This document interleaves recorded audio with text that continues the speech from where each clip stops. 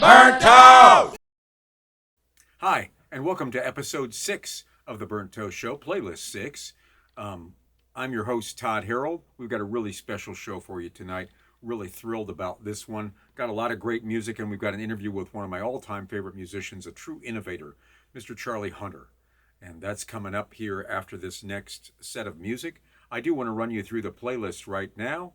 Before I do, I want to remind you that this show and every other Burnt Toast show are sponsored by Premier Chiropractic, 7113 West Jefferson Boulevard, Fort Wayne, Indiana. A walk-in clinic, an affordable walk-in clinic that's run by my friend Dr. John McDonald. And Dr. John will take good care of you if you come in. I know he takes really good care of me. So go see Dr. John at Premier Chiropractic. We're going to run back through the playlist. Is it over here or is it over here? It's over here. One of these. But we're going to run back through the playlist. We're going to start with what we just played. Stephen Wilson from his album called The Raven That Refused to Sing from 2013, and that was a track called Luminol. We know Stephen Wilson from the band Porcupine Tree, and he's also been responsible for remixing a lot of old classic albums for various artists. And I know a recent one was Chicago 2, which kind of surprised me. Not really thought of as a prog album, but they were kind of at that point. But Stephen Wilson from Porcupine Tree, this is a solo album, and the track Luminol. Stephen Wilson on the lead and background vocals, the mellotron, the keyboards, and the guitar. Guthrie Govan on the lead guitar. Nick Beggs on the bass and the background vocals. Adam Holtzman on the keyboards and synthesizers. Marco Miniman, the great German drummer, on the drums, and Theo Travis on the flute and the saxophone, which I thought were very liberally featured. I liked Theo Travis's flute playing on that in particular. A couple things about some of those folks. We mentioned Stephen Wilson with Porcupine Tree. Adam Holtzman was one of Miles Davis's last keyboard players. He played with Miles Davis in the 1980s. He also had a prog band, a fusion band, called Mona Lisa Overdrive. Nick Beggs has a different past altogether. He's much more of a prog player now, but originally he came to be known from the band Kaja Gugu, who had a hit in 1983 that featured Nick Beggs on the bass called Too Shy. If you're old enough, which I am, you might remember that song, Too Shy by Kaja Gugu featuring Nick Beggs. He's come a long way from there. But anyway, that was Stephen Wilson, Luminol, from The Raven That Refused to Sing. Before that, we heard what's often thought of as the first prog album, In the Court of the Crimson King by King Crimson from 1969. We went kind of prog there, didn't we, for a little while? But that was I Talk to the Wind, a composition by Ian MacDonald and Peter Sinfield, who neither one were very long for that particular band. But that was, as I said, In the Court of the Crimson King, 1969, I Talk to the Wind. Beautiful stuff there from Ian MacDonald. The co-lead vocals were handled by Ian MacDonald and Greg Lake. Ian MacDonald also played the flute, the clarinet, and the keyboards. Greg Lake on the bass. Michael Giles, a really great underrated drummer, on the drums. And Robert Fripp, of course, because if it's King Crimson, it's got to be Robert Fripp on the electric guitar. Their first album, Ian MacDonald and Michael Giles later went on to record an album called MacDonald Giles that was really, really great the next year. But it's very hard to find now. And then Ian MacDonald went on to be a founding member of the band Foreigner. Greg Lake, on the other hand, left soon after as well to be a founding member of ELP, Emerson, Lake and Palmer, and achieved great success with that. King Crimson went through a lot of changes and still lasted for, I guess, 50 years, really. Before that, we heard Joni Mitchell from a really great album that I think is really underrated, and we'll talk about some controversy as well. An album called Don Juan's Reckless Daughter from 1977. That we played a track called Jericho. That was originally recorded on a live album that she did with the LA Express some years before that, 1974, called Miles of Isles. This was a very different version. Now, Don Juan's Reckless Daughter, the Don Juan we're talking about is not the Latin lover that we might associate with Don Juan, but the mystic in Carlos Castaneda's books. On the cover, well, let's talk about the song first. The song featured Joni Mitchell on acoustic guitar and vocals, Jaco Pastorius from Weather Report on the bass. This was his second album with her. He did 4 with her. John Guerin on the drums, who had been with Joni as her partner as well as her drummer since the Court and Spark album, and he was on a couple of the albums after that as well. Don Elias on percussion, and Wayne Shorter on the soprano sax, also from Weather Report. I think Wayne Shorter was on all of her albums after this one. This was the first one that Wayne Shorter played on. She was very close with Wayne. She was very close with Herbie Hancock as well. They were big friends. The elephant in the room on the Don Juan's Reckless Daughter, and this has been changed, so if you look at it on streaming services, you won't see this cover. But the original cover was a series of Norman Seeff photographs. Norman Seeff did a lot of photography for album covers and for Rolling Stone magazine. And it's photographs of various people that it looked like they had been cut out and put on a background that I believe Joni Mitchell painted. But one of the characters was Joni Mitchell in blackface, dressed as a pimp with an afro wig. And this was very, very controversial. I mean, blackface? But anyway, this was one of the more controversial things that happened in her career. And it seemed like a major misstep. And there was a lot of... people still talk about that. And I am right now, too. And like I say, they changed the cover when they went to streaming services. But it's still out there if you look online. And I'm sure that we're showing the album cover right now. I'm not sure what she was thinking of. I know that her boyfriend at the time was Don Elias. And Don Elias was an African American. So maybe she thought that gave her license. Maybe she didn't think about it too much. But okay, it was an odd thing to do on your album cover, and Joni just went ahead and did it. Joni Mitchell, great song though, Jericho from Don Juan's Reckless Daughter, 1977. Before that, Terry Callier from his album called What Color Is Love. He came to people's attention in the 1960s as a Chicago-based folk singer. This was a track called Dancing Girl from 1972. Beautiful album cover. Beautiful production by Charles Stepney. Charles Stepney did a lot of great stuff. The Rotary Connection and Earth, Wind, and Fire and Ramsey Lewis. Really did some really great stuff. But he plays keyboards. He did all the arranging and conducting as well. And it's a real tour de force for Charles Stepney. It's for Terry Callier, of course, too. Terry Callier on acoustic guitar and lead vocals, also featured in the band. There's a big list of people, but also featured in the band is Morris Jennings on the drums, who played on a lot of really great Chicago-based records, Donny Hathaway records, Ramsey Lewis, really great drummer. Donald Myrick on the alto saxophone there featured. He later played with Earth, Wind, and Fire and Phil Collins as part of the Phoenix Horns. He did the saxophone solo on After the Love Is Gone for Earth, Wind, and Fire, and the saxophone solo on One More Night by Phil Collins. And Louis Satterfield on the bass. Louis Satterfield at that time was a bass player. This is sort of correlates with the gentleman named Wilton Felder, who played bass as a session player but played saxophone with the Crusaders. Louis Satterfield played bass as a session player and then played trombone with Earth, Wind, and Fire with the Phoenix Horns and Phil Collins as well. So that's him on Studio. But anyway, long before that, Terry Callier. The story that I always tell about Terry Callier is that Terry Callier worked at a college in Chicago, and he would tour in the summer times and record his music in his off hours. Never told the folks at the college that he was a recording artist. That's pretty amazing because he was pretty successful as a recording artist. And then he had an overlapping gig that he couldn't get out of, or something like that. It was an overlapping gig, I believe. And so he had to go and ask permission to go and do this thing, take some time off. And he kind of let them know that he'd been doing this all along, that he finally told the people at the college that he had a second career. He was a folk singer, and a pretty popular one. And they fired him. Okie doke. But that's Terry Callier, Dancing Girl, some beautiful stuff there. Before that, we heard Todd Rundgren from his fifth LP called Todd, a great double LP from 1974, and that was one of the classic songs. He still closes a lot of his concerts with this song, The Last Ride. Todd Rundgren on the lead and background vocals, the guitars, the keyboards, and synthesizers. Moogie Klingman and Ralph Schuckett on keyboards. Both of those gentlemen were with his side project, Utopia. Buffalo Bill Gelber on the bass, Wells Kelly, who was with the band Orleans, on the drums, and someone I'd never heard of, Peter Ponzal, on the soprano saxophone. Great solo, though. The Last Ride, Todd Rundgren. Before that, we heard the gentleman that many people consider to be the greatest guitarist that ever lived, Alan Holdsworth, from a 1985 album called Metal Fatigue. We heard the title track. It was his third LP. He had sort of come up.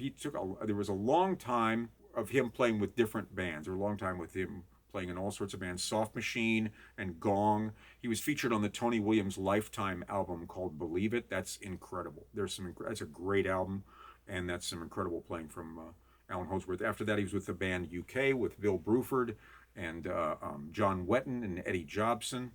That was short-lived. He and Bruford left that band, and he was playing with Bill Bruford's band called Bruford for the first few albums that they did.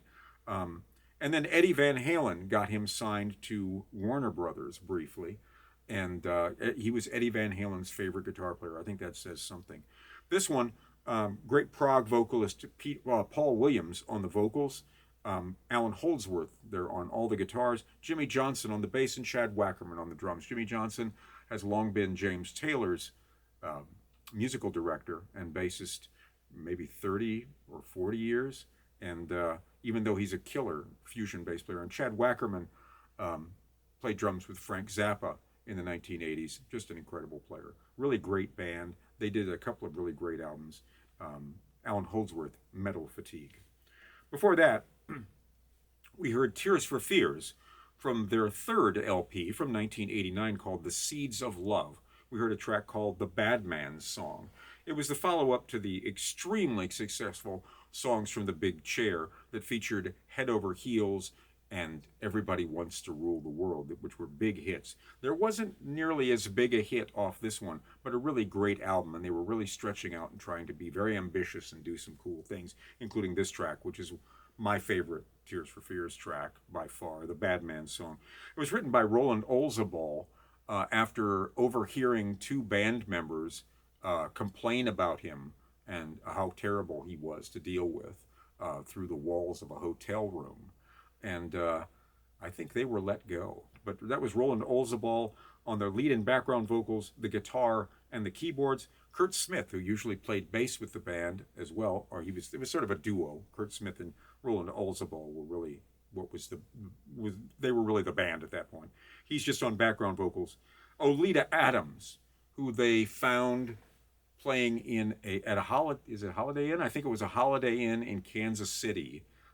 She kind of was the big deal in Kansas City at that time, and they came and saw her, and she was afraid to talk to them, but they remembered her and called her a couple of years later to come and be part of all this, and she was really, really liberally featured, not only on this song, but on several other songs too. Women in Chains, I think, was the opening track, and she was on that. But she sounds great on this, playing piano and singing. She later had a solo career for a time, and had a hit single with a song called "Get Here." Also playing along with Simon Clarke on the organ, Nikki Holland on the keyboards and background vocals, Robbie McIntosh on the guitar, Pino Palladino on the bass, who replaced John Entwistle in The Who. Also played with D'Angelo. He's on Voodoo, and he's on a lot of that stuff. He played with the John Mayer Trio with Steve Jordan. He's been around for a long time, done a lot of really great stuff. And Manu Katché on the drums. Manu Katché at that time was playing drums with both Peter Gabriel and Sting. Since then, he's done some really cool jazz albums on the ECM label. Carol Steele on percussion, and Tessa Niles and Carol Kenyon on the background vocals. That's The Bad Man's Song by Tears for Fears. Going on up the playlist, Lonnie Jordan, who was a founding member of the band War, decided he would do a sort of a reinterpretation of popular war songs on an album called War Stories from 2007. That was his version, a vastly different version of The World is a Ghetto, Lonnie Jordan from War Stories. And Lonnie Jordan still has War, a version of War, out on the road. He's the only original member in the band, but he still goes out. He doesn't do the songs like this, but he's still got War out on the road as of this taping. Before that, we heard Phil Lesh and Friends. Phil Lesh, of course, the bass player from the Grateful Dead. It was a solo album he did called There and Back Again from 2002, and that was a track that he wrote called Midnight Train. Phil Lesh on the bass and the background vocals, Warren Haynes on the lead vocals and the guitar solo at the end, Jimmy Herring on the guitar and the first solo, John Mallow on the drums, and Rob Baracco on the keyboards and background vocals. Warren Haynes, of course, for many years was a member of the Allman Brothers Band and the leader, he still is the leader of Government Mule. Jimmy Herring came to people's attention in the 1990s with the legendary band, the Aquarium Rescue Unit, that we'll talk about again in a minute. And then later he played with Widespread Panic. I know he had several albums, really killer fusion albums out as well, and you might want to check those out, Jimmy Herring.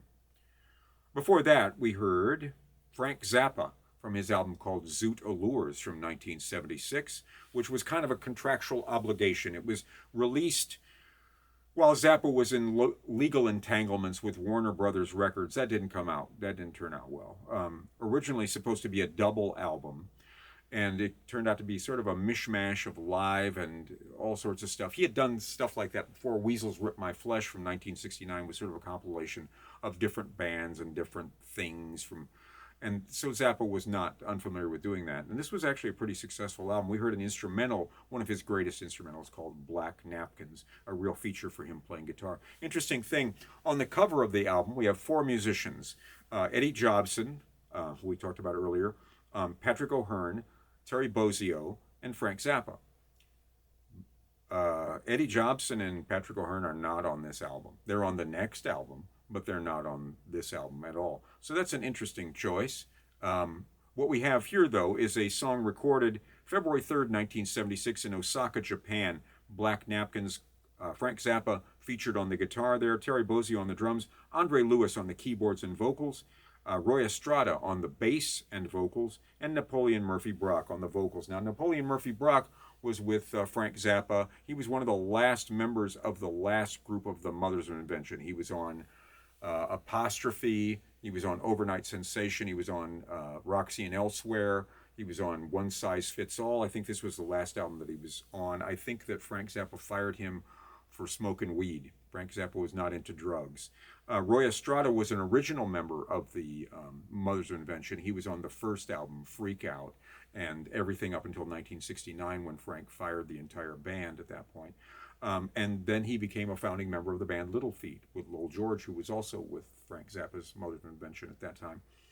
And he came back and played with Frank for a while, and then things got really strange, and Roy Estrada went to prison for a very long time where he passed away. Some of the Mothers of Invention were actually really weird people.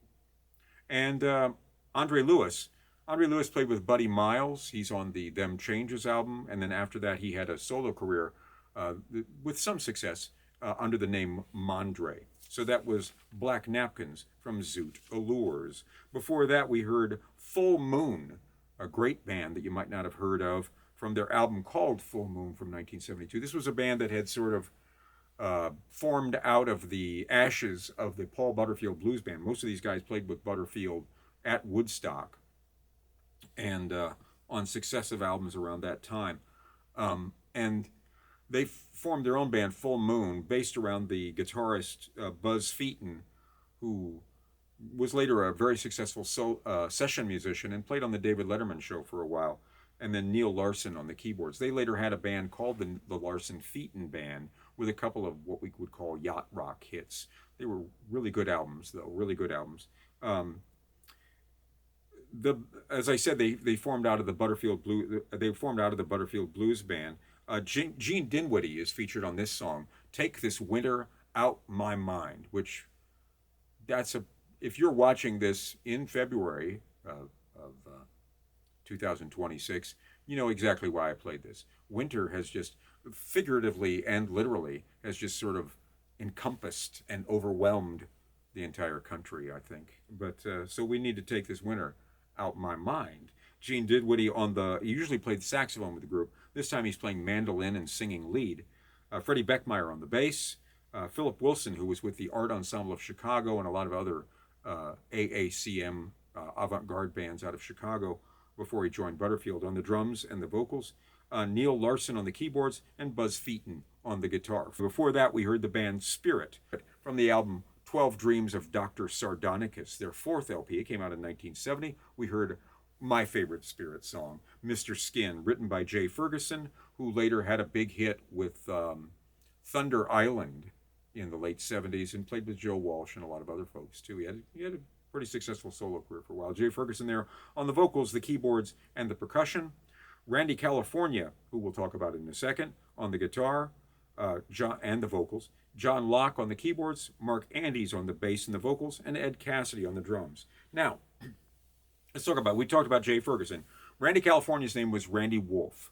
He got the name Randy California from Jimi Hendrix. That's what Jimi Hendrix referred to him as. That's how he kept him straight from all the other Randys, I guess, but because he was from California.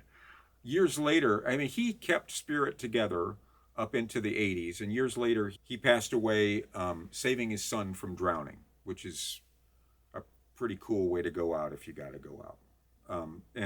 Mark Andes from this band was later with the band Firefall. I think he was a founding member of Firefall. And then he joined the band Heart and was with them for many years. Mark Andes. Ed Cassidy is an interesting story. Ed Cassidy, big bald guy, which was kind of rare in the 1960s and 70s, early 70s. And he was Randy California's stepfather. So how do you like to go on tour with your dad? That's interesting. They seem to do really well, though. I mean, he was there for many years, and they had great success. Spirit, Mr. Skin, We Know Where You Been. We started off with Steely Dan from their fifth LP called The Royal Scam from 1976, a track called Kid Charlemagne, loosely based on the rise and fall of the LSD chemist Owsley Stanley, who was arrested in 1967 when his car ran out of gas. Hence the term in the third, the line in the third verse, is there gas in the car? Yes, there's gas in the car. I think that comes from that. It was a star-making turn for the guitarist Larry Carlton. Everybody still talks about this solo. Larry Carlton at that time had played with the LA Express, the Crusaders, and Joni Mitchell, but this was really the solo that put him on the map. I consider it to be one of the great all-time guitar solos, and it was one of the first examples of tapping on the neck.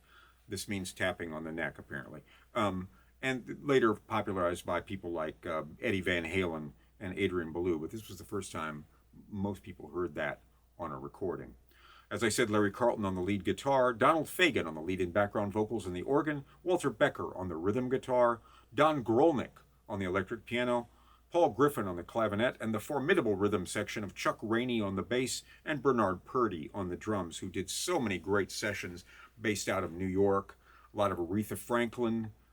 They played on a great Larry Coryell album called Fairyland. It's a live album from Montreux. The background vocals were Vanetta Fields, Clyde King, and Shirley Matthews. And then this guy who used to play with Steely Dan, who had just joined the Doobie Brothers, Michael McDonald. Maybe you've heard of him. And depending on your perspective on being a Doobie Brothers fan, he either revitalized or ruined the Doobie Brothers. As I said, we have an interview tonight with Charlie Hunter. I'm so thrilled that I got to talk to Charlie Hunter. He's one of my all-time favorite musicians, and he was very gracious, and I can't thank him enough. We talk about Rob Dixon, the saxophonist from Indianapolis, and Rob really facilitated this, and so I want to make sure that I thank Rob once again for his part in this. And I want to make sure that we remind you that this show is sponsored by Premier Chiropractic, 3117 West Jefferson Boulevard, Fort Wayne, Indiana. Dr. John McDonald, Premier Chiropractic. Moving on, we're going to do a very short set, nice little set for you before we get into the interview with Charlie Hunter that I really hope you enjoy. I had a great time talking to him. We're going to start off with DJ Harrison, who we talk about in the Charlie Hunter interview. He's with the band Butcher Brown, and he's also the keyboard player in Kurt Elling's group Super Blue, which Charlie Hunter is a part of as well. And he's got a new album out called Electro Soul. He plays keyboards in Butcher Brown and with Kurt Elling, but he plays everything on most of his albums. We played quite a bit of his stuff back when I had the radio show happening. And we'll play a song that was written by Brian Auger, the great English keyboard player, and was originally on his album called Straight Ahead in 1974, a track called Beginning Again. And this features the keyboardist Kiefer on the keyboards, and DJ Harrison on everything else. So check that out. I hope you dig that. After that, we'll hear a real classic, Shuggy Otis from his album called Inspiration Information from 1974. We'll play a track called Out of My Head. And that was his last album that he recorded before retiring at the age of 21. He had been offered the Rolling Stones gig. He and Rory Gallagher and Roy Buchanan were all offered that gig, I believe, when Mick Taylor left, and they went with a bass player, Ron Wood, instead, and that worked out. He's still with the band, so that worked out really well. But Shuggy, for whatever reason, turned him down. Shuggy had gotten signed to a label when he was like 15 years old, and so his father, Johnny Otis, who was a great band leader, his father basically got all the money, and Shuggy didn't like that, so Shuggy quit. There you go. But after that, we're going to hear the Prophet Omega. Prophet Omega was Omega Townsend, a radio evangelist broadcasting on WNAH in Nashville. The Peaceway Temple, apartment Q258, 488 Lamont Drive. Cassette recordings of this gentleman and his sermons developed a cult following among road musicians in the 1980s and 90s. And Charlie Hunter and I talk about this because he named an album after something that's quoted in this, the Ship Moving Company clip. Al Cooper, who was the founding member of Blood, Sweat, and Tears, started turning people on to this. He had heard those and had cassettes of them. The Rolling Stones and David Bowie were huge fans. Adrian Belew has featured samples of the Prophet Omega on his albums. And then Colonel Bruce Hampton went so far as to nickname his drummer, Jeff Sipe, with the Aquarium Rescue Unit, apartment Q258, after where the temple was, the Peaceway Temple, apartment Q258 in Nashville. We're going to close out tonight's music part on this part of it before our interview with Sly and the Family Stone from an album called There's a Riot Going On in 1971. And it was a track, we're going to play a track called You Caught Me Smiling. It was recorded over a long period of time due to escalated drug use on Sly's part. And he was missing a lot of gigs, missing a lot of sessions, kind of did a lot of it at his house, and there were a lot of internal band issues, especially with the bassist Larry Graham. And most of the album, I understand, was actually done by Sly Stone and Bobby Womack. And listening to this track, I don't think that's Sly and the Family Stone's drummer on this. I don't think that's Gregorico. I think that's probably Sly on the drums. But I'm not sure. But I think that this isn't actually Sly and the Family Stone. This whole album, like Family Affair, there was a couple of big hits off of this. But it got done, and it's considered this classic album. It was just a very different album for them because it wasn't really them. It was just Sly. Coming up, I've got my interview with Charlie Hunter. After that, stay with the playlist, and we'll play all the stuff that we talked about, as much of the stuff that we talked about as possible, as far as Charlie's career and his catalog. I'm so proud to have been able to do this. And I've been such a big fan for a long time. And listening to it, I hope that you are too. If you're not already, maybe you'll be a fan. Think about the fact that this was the first gentleman to use the hybrid guitar, playing bass. I believe the top 3 strings were bass and the bottom 4 were guitar. Playing guitar and bass at the same time, really developing an original identity. And he's one of the great musicians. He's just one of the true greats. Sort of inventing his own instrument. That's very cool. And he really grooves on it too. So I hope you enjoyed the interview with Charlie Hunter. Thank you so much for tuning into the Burnt Toast Show. And here we go. Burnt Toast!